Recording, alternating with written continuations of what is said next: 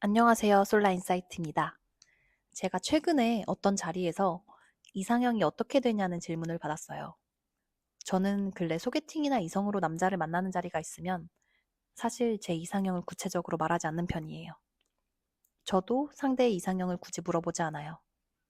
왜냐면 상대에게 호감을 느끼고 있을 때 사람은 의식적이든 무의식적이든 상대의 이상형에 자신을 맞추게 되는 경향이 있거든요. 그리고 원래 자신이 아닌 상대에 맞춰진 모습은 결국 시간이 지나면서 본래 모습으로 돌아가게 되죠. 그래서 저도 상대가 좋든 싫든 제 자연스러운 모습을 보여주려고 최대한 노력해요. 사실 친한 사람한테도 내 솔직한 모습을 보여주는 게 쉽지 않은데 하물며 내가 마음에 드는 사람한테 솔직한 모습을 보여주고 솔직한 이야기를 할 때는 멈칫하고 주저하게 되는 순간이 많더라고요. 그래도 내가 먼저 솔직해야 나를 대하는 상대방도 솔직할 수 있다고 생각해서 차라리 내가 보여주기 불편한 모습을 먼저 드러내는 편입니다.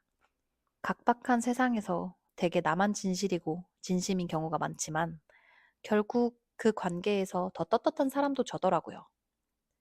제가 지금 만으로 31살인데 10년 넘게 이성을 만나오면서 그래도 나름 많은 경험과 지식이 쌓였는지 이성을 만날 때 어떤 직감과 촉이 생기더라고요. 원래도 직감이 꽤 강하고 명확해서 어느 정도 제 직감을 믿는 편이기도 하고요. 그리고 사실 이쯤 되면 나와 결이 맞는 사람과 아닌 사람은 대부분 느끼지 않나요? 그래도 여전히 누군가를 만나면 경험을 해봐야 아는 경우가 태반인 것 같아요. 비슷한 부류의 사람을 나눌 수는 있어도 다 똑같은 사람은 없고 모든 개인은 고유한 존재니까요. 지금 저처럼 결혼하지 않은 30대의 많은 여자분들이 그렇지 않나 싶은데 보통 이성에 대한 경험이 꽤 쌓이면 상대를 판단하는 잣대들도 많이 생기는 것 같아요. 그런데 그 경험과 지식이 상대를 판단하는 잣대가 아니라 스스로에 대한 기준이 되어야 한다는 걸 놓치는 사람들이 꽤 있더라고요. 제가 얼마 전까지 그랬어요. 올해 3월 꽤 길게 만난 남자친구와 헤어지고 나서 나는 어떤 사람을 만나야 될까? 라는 고민이 진지하게 들더라고요.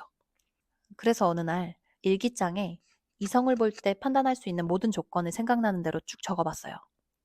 외모, 재력, 학력, 직업, 집안, 목표, 비전, 체력, 생활습관, 취미, 감성, 환경, 거리, 속궁합, 애정표현 방식 등등등. 그리고 가장 중요한 성격과 가치관은 따로 빼서 적어봤어요. 대략 이 중에서 성격과 가치관을 제외하고 제게 중요한 거 딱 두 가지만 체크해봤더니 정말 1차원적인 결과가 나오더라고요.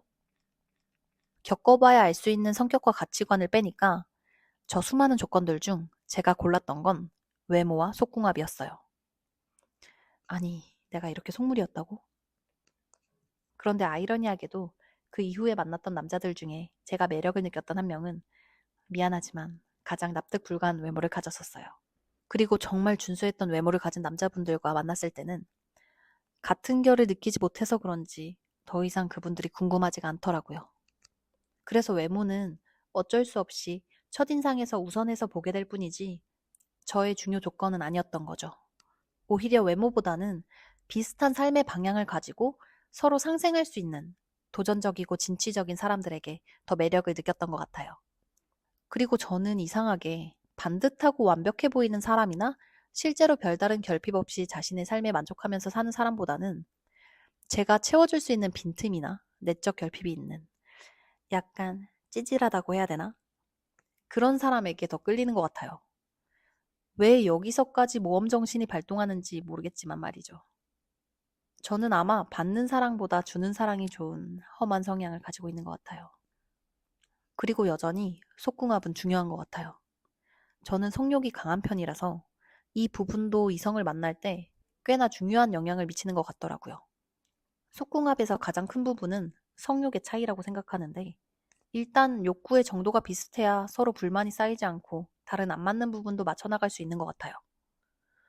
이건 애정 표현 방식과 이어지는 부분이기도 한데 경험상 의외로 스킨십을 별로 좋아하지 않는 남자가 많더라고요.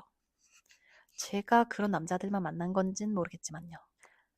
저는 뭘 사주고 챙겨주는 것보다 따뜻한 눈빛과 다정한 손길에 훨씬 애정과 감동을 느끼는 사람이라서 이 애정 표현 방식도 연인 관계에서는 매우 중요한 부분인 것 같아요. 아무튼 아까 제외했던 성격과 가치관에 대해서 간략히 이야기하자면 당연한 얘기지만 저는 깊이 있는 생각을 할 줄 아는 사람을 좋아하고요. 인생의 의미를 충분히 고민하면서 사는 사람이 좋더라고요. 흘러가는 대로 살지 않고 자신이 스스로 인생을 설계하고 발전하는 사람을 존경하고 좋아하는 것 같아요. 그리고 저는 여자를 어느 정도 만나본 남자를 선호해요. 다양한 연애 경험이 있을수록 자신에게 맞는 사람을 찾을 가능성도 커질 뿐더러 더 중요한 건 여자든 남자든 사람을 많이 만나봐야 서로의 가치를 가장 잘 아는 사람을 만날 수 있다고 생각하기 때문이에요. 사실 이상형을 이야기하자면 끝도 없지만 제가 최근 가장 많이 느꼈고 아직도 변하지 않는 이상적인 관계는 억지로 맞추려고 하지 않아도 자연스럽게 서로 시너지가 되는 관계, 그리고 생각과 감정을 깊이 공유할 수 있는 관계, 즉 나와 비슷한 생각과 사고 회로를 가지고 있는 사람을 만나고 싶어요.